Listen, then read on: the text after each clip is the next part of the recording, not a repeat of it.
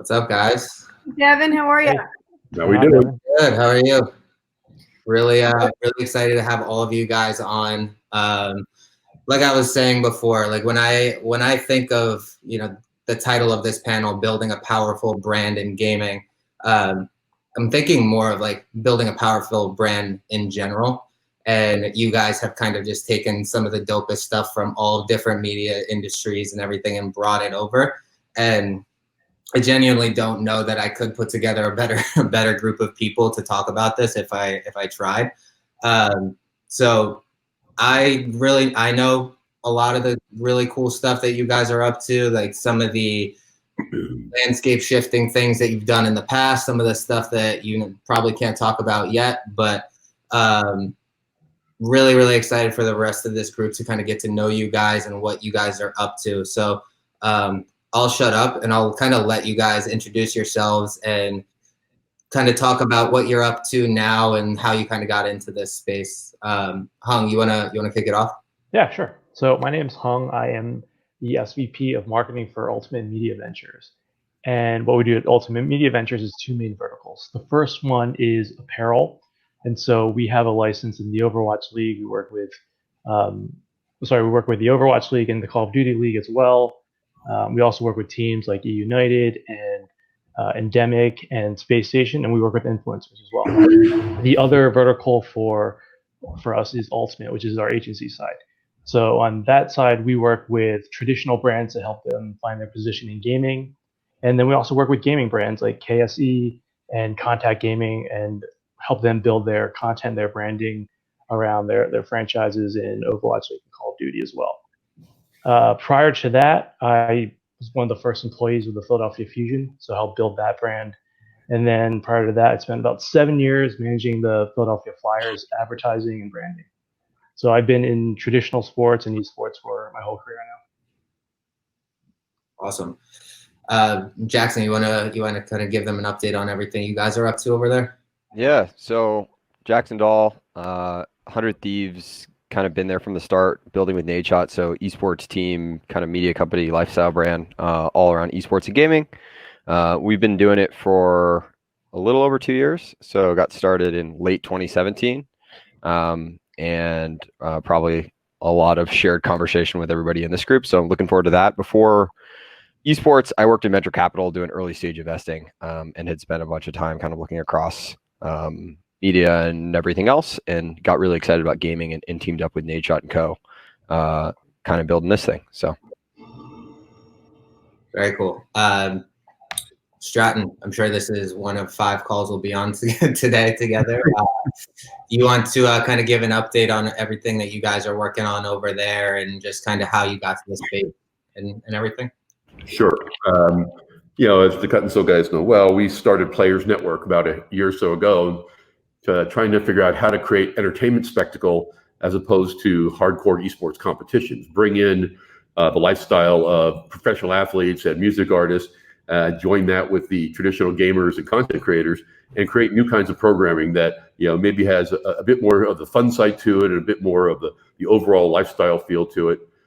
Like we were talking about with Murder Beats and Party Next Door last night, dropping a new single during our live stream.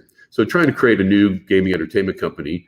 And we've had 2 streams under our belt, so we have a lot more to go before we prove it's a success. But great team of people inside and a roster of about 16 or 17 really good content creators and athletes and music artists that seem to just be as excited about building this company as we are. That's incredible. Collette, you are up to, I can't even count how many dope things. You want to give a brief overview? Yeah, so my name is Collette Gangemi. I work for Andbox, which is actually the team organization for NYXL and NYSL, the New York Subliners, Call of Duty and Overwatch teams. Andbox is a media team and apparel company. Andbox is kind of the halo for everything that we do. And I have been there 2 years. I come from traditional sports and skateboarding, really. I've worked in apparel for 20 years. I worked at Converse and Adidas and all through the 2000s was the VP of footwear for DC Shoes. I moved to Red Bull in 2011, and that was my first introduction to esports and gaming. Nate Schott was the first athlete I actually put Red Bull headphones on, and basically got my full esports and gaming education from 2011 until I left Red Bull in 2018 to join the Andbox group. That's awesome. But worked at it. Yeah, I've worked at Big Athletic, Adidas, Converse, Red Bull, DC Shoes. So some really great brands where brand comes first. So it's been our experience at Andbox, NYXL, and at NYSL that really brand is first. And you mentioned that before. Awesome. Yeah, I mean, I think you guys kind of all embody some of the coolest things happening, not just in gaming, but in all these different subcultures, music, sports, entertainment. And when I think about Zone's thesis and like where we sit in Cut and Sew, where we sit in the gaming landscape, it's kind of squarely where all you guys are. Like, we want to play in this crossover space. Like, we just had the Wash and Myers panel just now, collaborating on Players Network and things like that. So I think that you guys are all kind of leading the charge in that, in kind of meshing all of these worlds. And when you're building powerful brands, it's definitely a difficult thing to do, and you guys are all crushing it. So I kind of want to talk a little bit about that crossover. So Collette, if it's cool, I'll start off with you. Like, you've worked with some of the most iconic brands in the world, like, you know, Converse, Adidas, all of these other things. Like, what have you carried over from those iconic brands and brought to the gaming space? Or what do you think that the gaming space can learn from brands like that? Yeah, I mean, I think for me, I leveraged a lot of relationships I had with brands I worked for, and then just other brands that I worked with and collaborated with. Like James Bond from Undefeated has been my friend for 20 years. I've worked with Undefeated for 18, and then prior to that, he actually owned a different really amazing sneaker and lifestyle store that people don't know about. And so when I first came on board, I thought it was really important to kind of more take a skateboarding approach to gaming and esports. So everything that I learned throughout skateboarding in the 2000s, I kind of integrated into gaming for the future. So the athletes are very, very similar. In the late, in like 1995, skateboarders were still underpaid, deemed as kind of like dirt bags, and then they became superstars in the early 2000s, and then they were paid basically what they were deserved. Same thing is happening in gaming. Gamers were referred to as nerds, and now everyone wants to be around those nerds, right? And everyone wants to emulate what they're wearing, what they're doing, what they're saying, how they spend their days. And so there's a lot of parallels between skateboarding and gaming. And so we've kind of flowed our business very specifically like that. There are a lot of parallels between skateboarding from the 2000s to what gaming is now. And, you know, working with the best in class brands, you know, it helps our brand.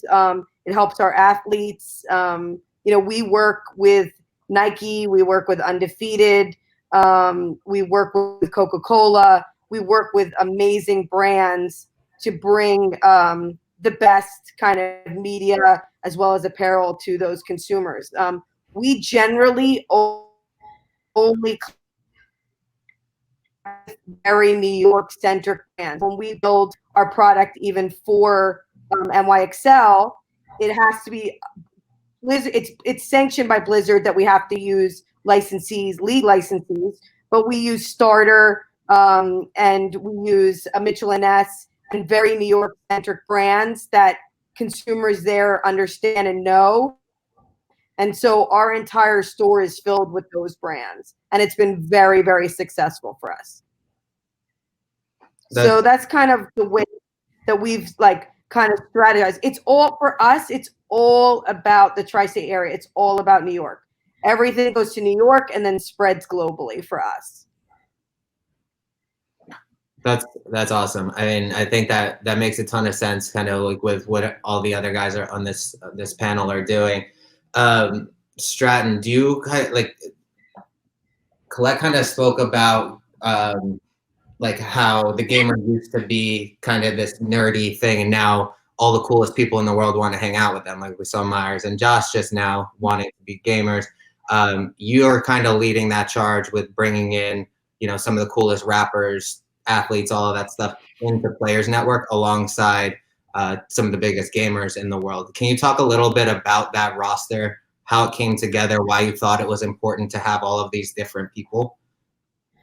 Well, I think, you know, for us, the aha moments were really, you know, 2018 and early 19, where you saw the Drake Ninja Travis Scott thing drive, you know, tremendous engagement and views. You saw the Pro-Am Fortnite, the Fortnite Pro-Am bring in a lot of NBA guys, NFL guys, DJs, and then you watch Marshmello perform an in-game concert in, you know, February last year for 10.7 million people logging into the game to go to a quote unquote live concert. And Marshmello told me that he was getting messages from like 10,000 people like, it's the first live concert I've ever been to, right? So you started to see that entertainment was becoming a spectacle here within gaming, and we were able to elevate up some of the personalities like the Ninjas and the Tims and the Pokemanes and the Summits, but we were also seeing that it was dragging in the cross cultures of sports and of music. You know, and it's not a secret. I mean, basketball players and football players have had traveling PS4s and Xboxes on the team planes for the last 20 years, right? And they take them with them everywhere, and they roll them out on the plane and when they get to their hotel rooms. They've been gamers forever. Tim Duncan used to get in trouble with Greg Popovich because he would be late to practice because he played Call of Duty till 4 a.m. Right? And same thing with music artists. All the music artists are gamers, as we've seen. So I think what we're able to do here in Players Network is bring those frustrated gamers who have their day jobs, whether it's in pro sports or it's in, you know, creating wonderful music, together with some of the best content creators and gamers who are getting their due now, who are getting that respect and have created their own fan bases, right, that are huge, right? So it just seems so obvious to us that this could be a great entertainment vehicle for everyone. And as you know, Deb, we've worked hard to curate that roster with folks like Jarvis Landry, Alvin Kamara, Josh Hart, with folks like Murda Beats, Party Next Door. We've got on the gaming side, you know, Soda Poppin and Cat Gun, Jesser, Cash, who are going to be streaming for us today at 4. So the communities actually come together really easily. In our stream last night, it was Jericho with Murda and Party, and they were like the best friends, and they'd never actually talked to each other prior to that because they were all focused on winning a Call of Duty game, right, together and helping each other out and calling out all the shout outs. So it's been great to build that roster, but you can just see it's so natural. It's very authentic. I mean, you saw Myers. Myers came into the stream the other night and started screaming at the other kid, "Come on, guys, let's go take that hill." And they mean it. They're just sincere about all this stuff. So I'm probably the biggest fan who's the most excited about watching all these natural moments occur. Yeah, I mean, I think that makes a ton of sense, and we're seeing more and more of it. And you know, I think everybody on this panel is kind of a thought leader in that space, and kind of the ones pushing it forward. Hung, I know that you spent a good amount of time in traditional sports as well. Mm-hmm. What do you think that the two sides can kind of learn from each other? Like, what do you think gaming can learn from traditional sports, and what do you think traditional sports can learn from the gaming industry? Yeah, you know, you guys have been talking all day about authenticity, and the reason that you have to be authentic in this audience is just because the audience right now has such a high acumen for gaming. And so I think that's something that traditional sports can learn, and that's why they're trying to adapt, and you see a lot of traditional sports owners jump into esports. Having worked in traditional sports, I know that the majority of the ticket revenue that comes in every year is it's season ticket revenue. And so if you look at the average age of the audience of the average age of the season ticket holder, you know, it's not your millennials, it's not your Gen Zs, it's an older generation that is starting to age. And if you go to someone that's a millennial or a Gen Z person, and you ask them, hey, do you want to spend $5,000 to $10,000 a year on season tickets, plus, you know, have to commit to 2 to 4 days a week at an event? they're going to say no, just because our generation and Gen Z didn't want to commit to anything. So the reason traditional sports are looking into esports now is because there's a new audience that they're trying to reach, and the way to do it is the access, right? And the thing about gaming and esports is you have this profound access to talent and athletes that you've never seen before. When 24/7 on HBO and Hard Knocks came out, those shows were super popular because you were finally getting a look at what it was like to be a professional athlete. And now today, you can spend 8 hours a day with your favorite streamers and your favorite gamers. So traditional sports are trying to figure out how to get the access that the gaming has. And then in terms of what gaming can learn about from traditional sports is, I think what they're doing in Call of Duty League and Overwatch League is really smart in terms of pulling that geography into it. When I was working with the Philadelphia Fusion, we had fans who were fans of Overwatch League, but then we also had fans who were fans of Philadelphia. They naturally hated the Dallases and the New Yorks of the world because that's what they were taught to do as they grew up. And so that geographical rivalry is also adding to esports as well. That's awesome. I mean, I think everyone in here is really doing an incredible job with that crossover. And Jackson, I really wanted to tee you up to kind of talk about that because I think that you guys have come out with the sexiest, coolest brand in gaming, and I can't even remember how long. And I can definitely speak to this because I don't know who knows this, but our office is down the street from them, and I think when that drop happened, like there were people legitimately waiting in our lobby, 6 blocks away, waiting for the next drop. But I think that you guys kind of did a great job of meshing those cultures and like pulling from some of the other bigger media powerhouses that you're a part of, like the SB projects and things like that. Like, what have you guys learned from the pop music industry and like everything that's happening in traditional media on that side? And how are you kind of translating it over into everything you guys are doing, from content to merch to God knows what else? Yeah, I mean, I think everybody who kind of talked before hit on a lot of these notes, and I think the couple of things that we really think about are, one, authenticity. We have the privilege of having Nadeshot, who Collette referenced earlier, who's been in this industry for over a decade now and kind of seen it all, and I think had gone from kind of the beginning where gaming was like this, as she said, like nerdy thing that no one paid any attention to, and then kind of the early MLG days and kind of going through all of that. And one of the things Matt said really early on is people are always asking like when gaming is going to go mainstream. And I think something pivoted in his mind that became, hey, mainstream's going to come to us and we don't have to rush that. And I think that's been a really like important North Star for him and for us kind of all along. And as much as we want to kind of, I have this paradigm that like gaming's been the nerdy kid at the party of pop culture, and it's kind of part of pop culture, but not really invited into sports and entertainment and music and everything else. And obviously that's really started to change over the last few years. But I think it's also important for us to like remember how important like the bedrock or the foundational kind of like authentic relationship we have with our core fans who are like the hardcore gamers, and kind of balancing that and almost like holding their hand as we take them further into kind of the broader pop culture landscape. And like the last thing that we would want to do as we try to work more in music and sports and everything else is make those people feel alienated. And I think it's a really, really important balance that, again, I think if you look across any industry, I love that Collette referenced skateboarding. And I think a brand that we and probably most people on this call really admire is Supreme. And I think one of the things that's really special about Supreme, obviously it's over 20 years old now and incredibly mainstream and a massively valuable company.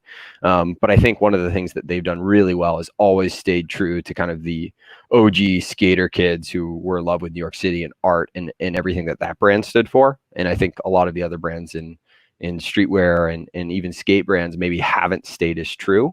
And I think that's been one of the things that's allowed Supreme to kind of transcend, but still remain core. So that's something that's really important to us. And as much as, we're working with Scooter and people like that to kind of say, how can we bring 100 Thieves to a new level? It's like, it still has to represent what it is, which is a brand first and foremost for people who love games. And we want to keep steady on that. That's awesome. I think we lost Collette, but Jackson, I think that you guys have done an incredible job of doing that, and I think that you guys have maintained a real authenticity about you because you've recognized like who does what best, and I feel like you do an incredible job of putting the right players in the game. So I've noticed that, you know, for your merch line, you took a hire completely out of the gaming industry and put them on your first initial merch line, and you've done it in various other lanes.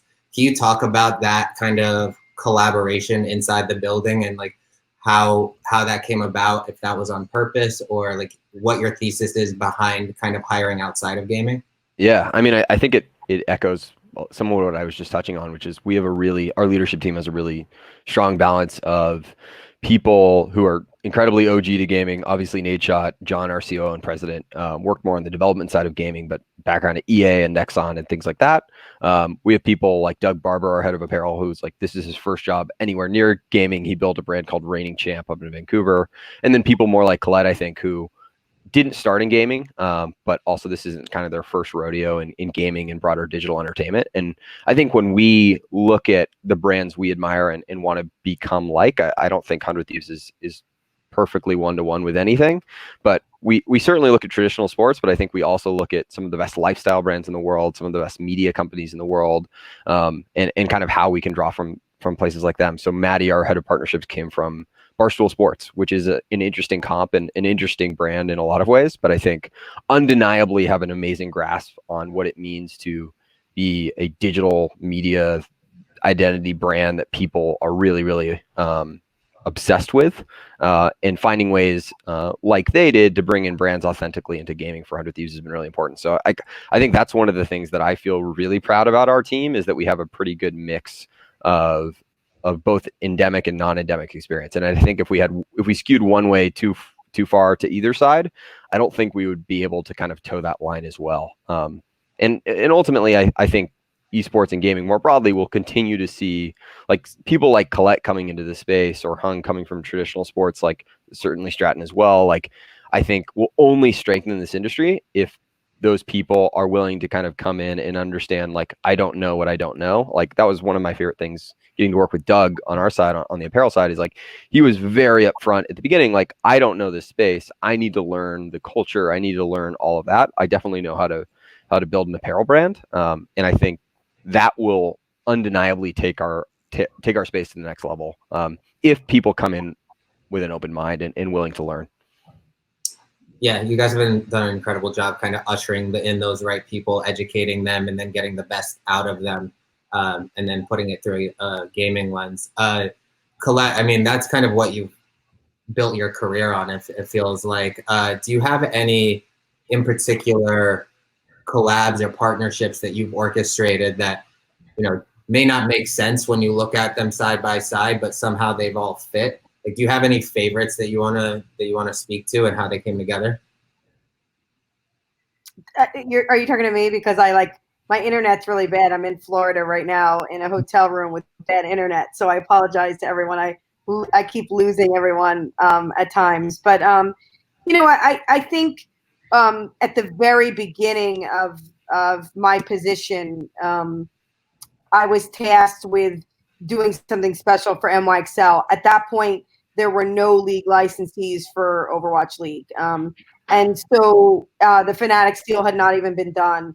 And so I called everyone I possibly knew, from Levi's to New Era to Undefeated, and so like, you have to help me help our fan and our consumer understand how to look different and be more proud as a fan. And at the time, you know, understand, and I think Jackson like kind of said it really well. Like in 2018, the fans had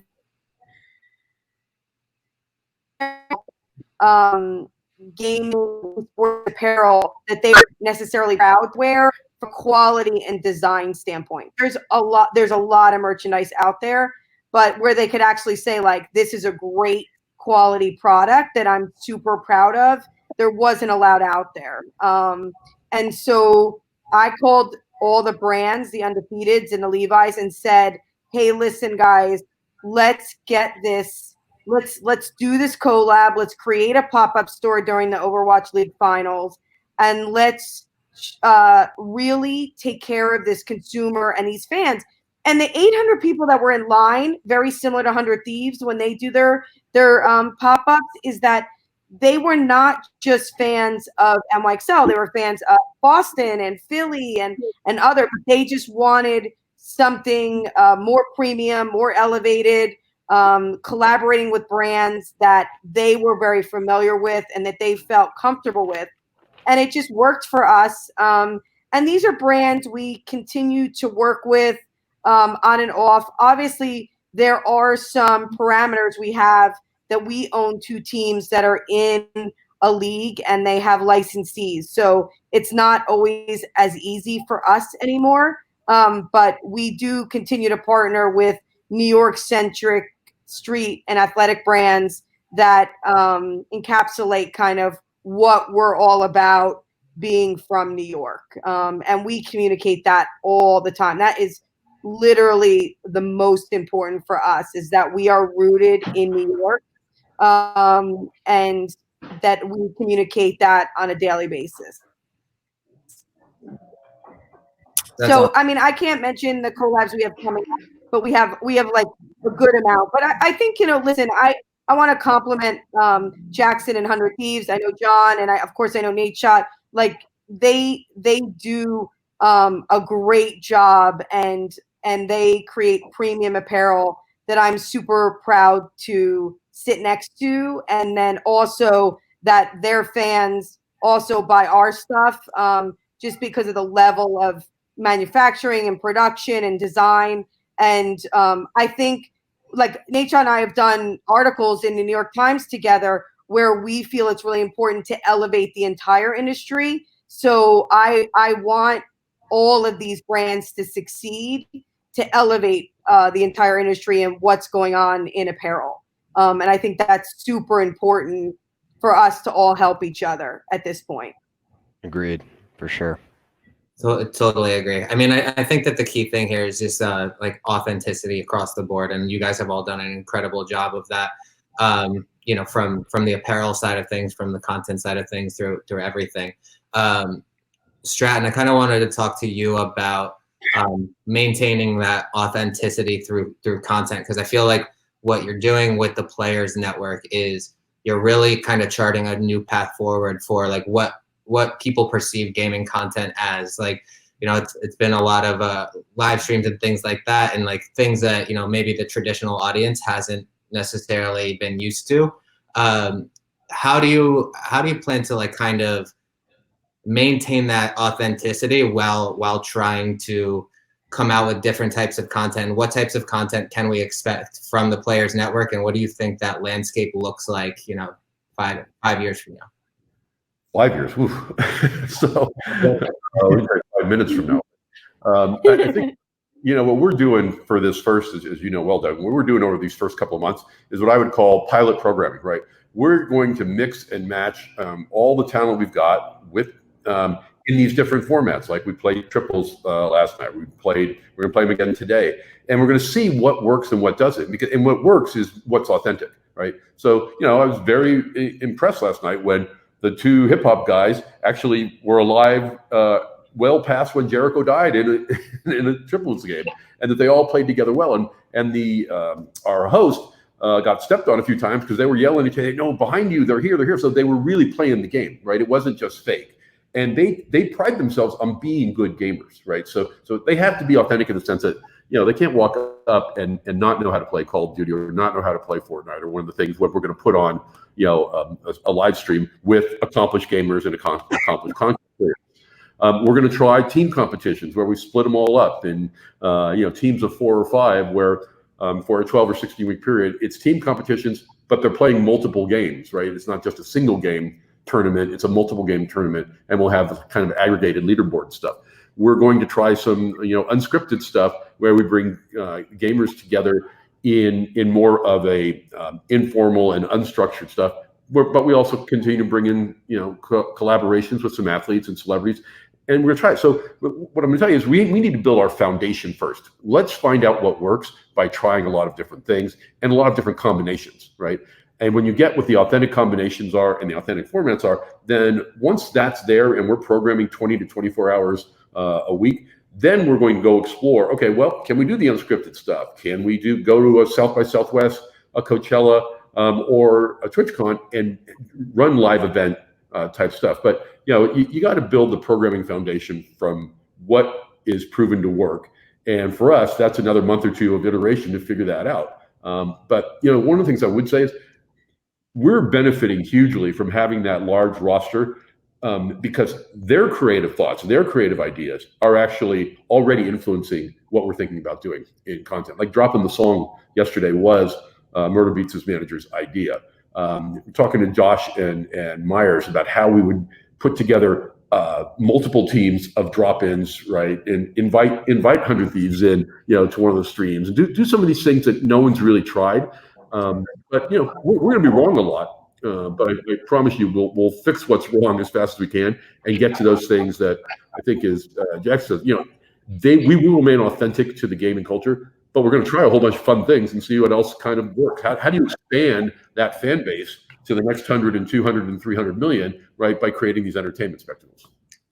Yeah, no, I think I completely agree with you, and I think that we've been incredibly lucky to be as close to this project as we are, and it's been really fun to watch it kind of take shape. And the reason why I have so much faith in it and like why I really see this becoming one of the next great media brands is, much like Jackson 100 Thieves, like I mentioned, putting the right people in the right place. Like I feel like we're really letting the talent dictate what the programming is, like you're mentioning. So it's coming from an authentic place. Like I remember being on the call with Boy Wonder and his team and just getting super excited. They're spitballing ideas for different show concepts and stuff like that. So I think it comes from a different place when the talent is pitching shows that they want to be a part of, that they want to create, rather than, the networks coming to them and saying like, we could see you in this great role. Like, so I think that, you're doing an incredible job at the Players Network, and gonna give it another plug. It's be live in an hour. So right once you finish this up, make yourself a grilled cheese and come over to Twitch.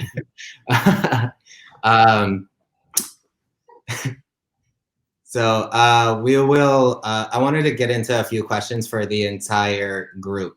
I come from a place where, my parents don't get it at all, nor do most people, I feel like.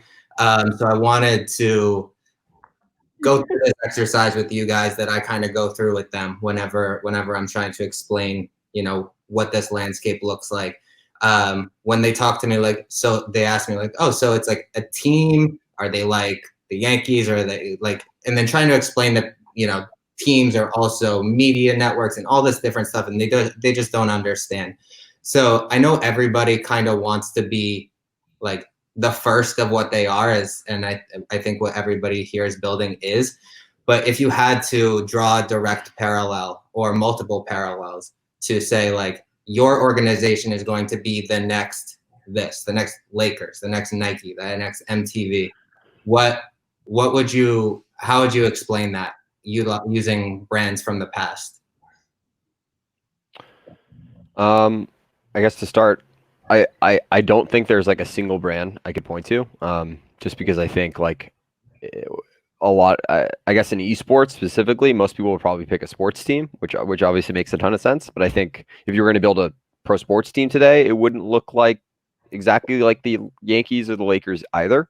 And I think, frankly, you see brands like the Mets over here. You guys keep mentioning the fucking Yankees. Like, come on, man. Come on, like, give a girl some love over here in New York. Like, come on. Okay, the Lakers. But anyway, I think you do see like more and more sports teams trying to get more digital. That being said, I think we've always kind of pointed to some blend of something like the Lakers, something like Barstool, and something like Supreme. Our pitch has kind of always been esports, entertainment, and apparel. So that's specific to us. But again, I don't think I think the answer to this question might even change in 5 years when there are more. I mean, I look at brands like Lyrical Lemonade or brands like Barstool, brands like Overtime, like those new digital media lifestyle things are just as much inspiration for us as kind of the amazing legacy brands. Even a brand like Red Bull, which is built in obviously a different type of product and a different business model, but amazing lifestyle brand starting with action sports, looking at something like Vice around punk culture. I think these brands that have built obsession around things that are seemingly niche and turns out a lot bigger than anyone thought. That's kind of the goal for us. That's awesome. Stratton, what about you at Players Network? So I think Jackson brings up a good point. I mean, it's what we want to start as, but where will we grow to? So, we think of ourselves as a new entertainment network, right? We want to be a gaming entertainment company that is producing programming for our channel with our talent, right? And because it's gaming focused early, it's going to be more like the ESPN of the world, right? But as we start to expand that programming, right, and bring lifestyle to music and sports in, you're going to see it move to, the kind of an ABC network, right, type of model. Well, remember, ABC owns ESPN, right? So what I think is going to happen for us is we're starting with that core of, gaming entertainment, and hopefully through, a lot of the work of our talent and other talent that will join us, a lot of the work of, the people from you guys and from our PR team, our production team, we're going to keep expanding what we do. But, the one thing I'm hard over on is we're going to do what we do really, really well. And we're going to try to do it better than anyone else before we expand to the next one, to the next one, to the next one. You got to be great at something.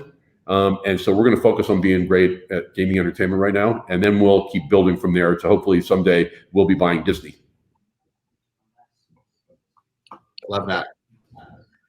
Collette, are you going to say the Mets in a combination of something else? No, listen. We just happen to own other teams, but I think Jackson. Sorry, my hotel phone is ringing. Red Bull is a really good. Red Bull owns a lot of teams. Some people may not know or know. Obviously, it's my alma mater.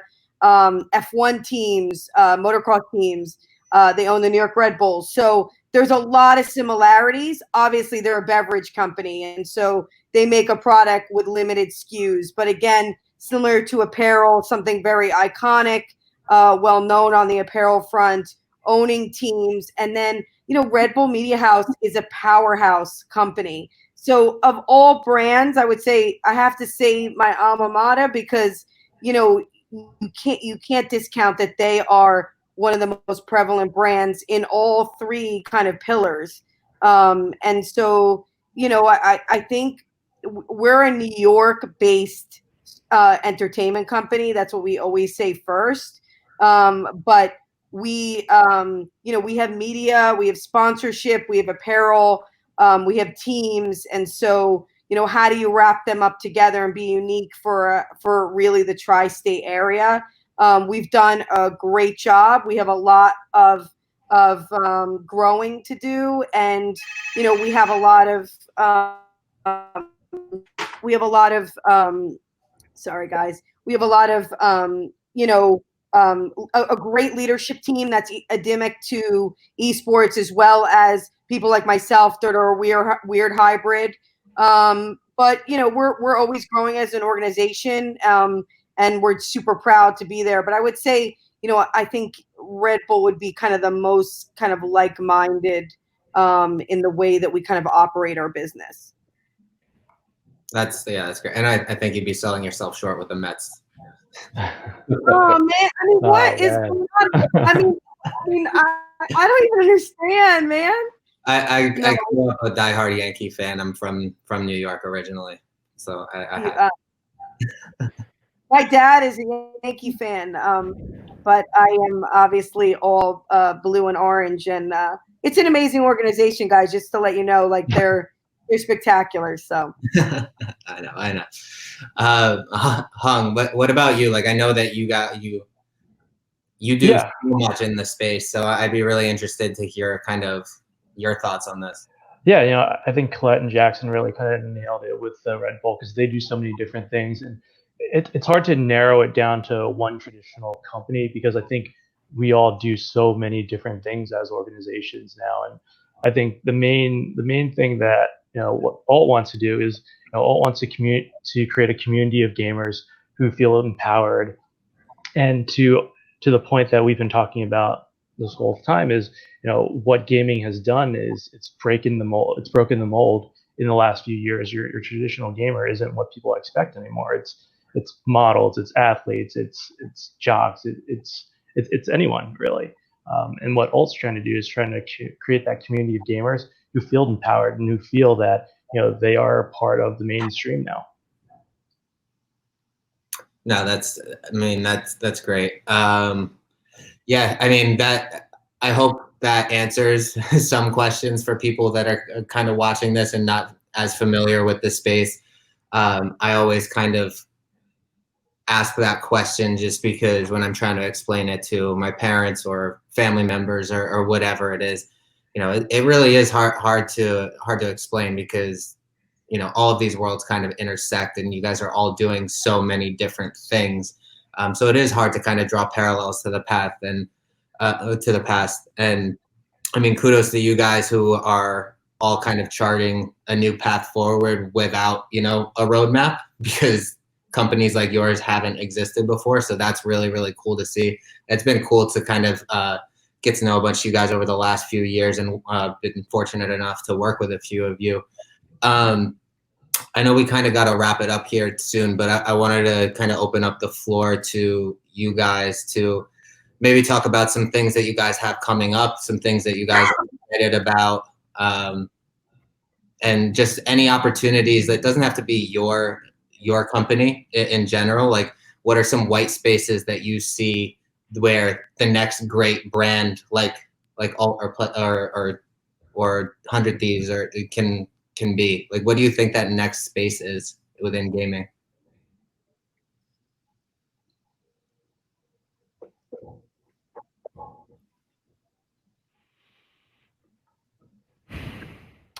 Can I start? Yeah. I'm sorry, Jackson. No, go for it. If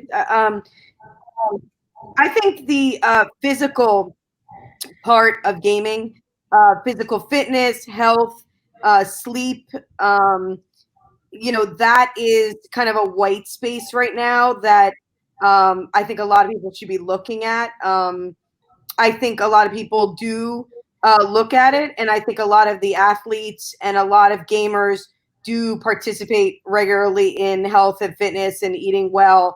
But we are kind of at the surface of this, and I think there's as soon as the big athletic companies really start to get more involved, you're going to see a real difference in the entire industry on physical fitness and health and wellness in the industry. And I think that is the future of the health of the industry, is that. So, that it has to do with us, because obviously we own 2 teams, but it just in general, other people that own teams, people that have streamers on their roster, streaming for 8 to 12 hours, just thinking about the wellness and the health and fitness of these people moving forward, I think it should be a top priority. I think one thing that we've been thinking a lot about recently, and obviously the COVID situation has changed things and made it a much bigger focus on virtual programming and events, but thinking about live content and what that means within gaming. Obviously, gaming's been a pioneer with live content since Justin TV, and I think other sectors will certainly follow. I'm also eager to see what happens both on an individual creator level and also along the lines of what Stratton and NTWRK are doing in terms of kind of like gaming live content thus far is basically either a live esports event or someone who's a mix of good and entertaining or charismatic playing a game. And I think we will definitely see more stuff like Dr. Disrespect and his kind of like character-based programming, as well as kind of like more innovation, both on the programming side as well as the interaction side. And I think one of the things we're excited to do at 100 Thieves too is kind of like bend what it means to do live gaming content, and not necessarily have that just be like through this one lens of, I want to watch this guy play Call of Duty because he's good. As fun as that is, and as much as a lot of time is spent on that, I think we'll see a lot of innovation in that in that side of things over the next probably like 2 to 5 years, which is obviously a wide spectrum. But I think as products and platforms change too, we'll just see more room for innovation. Yeah, I think I picked up on that. I mean, I think all kinds of content where we create experiences that have not been either traditional esports or traditional gaming, and we see how we bring the a bigger audience for viewing, and how we delight people, right, in the things that they didn't expect to see, right, or that had not been done before, but now we're going to make it part of the programming. I think this COVID thing brings up something very interesting. Like, what will the new normal be when we come back? Because right now everybody's home and consuming way more content, and all of our talent is home because they're not in the NBA schedule, and they're not going on music tours or doing whatever they might be. So it's an interesting to think through what are the next 6 to 12 months going to be like for all of us, because we're going to have to be really good at what we do because our fans are going to demand more and more from us. Yeah, one area I think I've been watching recently and thinking about, what Stratton's doing with Player Network's amazing, and the content that Collette and Jackson are doing in their orgs are amazing too. And the thing that I've noticed in the past is, where's linear TV headed? Because these traditional media companies, they look at other successes and then they try to copy them. Yeah. So I'm going to be curious to see what they do, good or bad, in the future as they're looking at gaming now and seeing the success in gaming. Yeah, I mean, I think that you guys are all completely right. And I think that you guys have all kind of seen a lot of these trends kind of come to fruition, and are the reason why a lot of them have. Being told that we need to wrap it up, but I can't thank you guys enough for kind of joining us on a Saturday. It's been really cool talking to you guys. I personally have a huge brand crush on all of the brands that you guys have built. And I really encourage anybody that isn't familiar, that's watching this, that's in the chat, to kind of catch up with everything that you guys are doing. Follow these guys on everything, all the brands that they're working on. I can promise you that what they've done so far is some of the most innovative stuff, not just in gaming, but in entertainment in general. And I'm really, really excited to see what you guys are going to do in the next year, 2 years, 10 years. It's been really cool to watch you guys. So thank all of you. Thanks for having us, Devon. Thanks, Devon. This was fun. Absolutely. Stay safe, everybody. Yep. You too.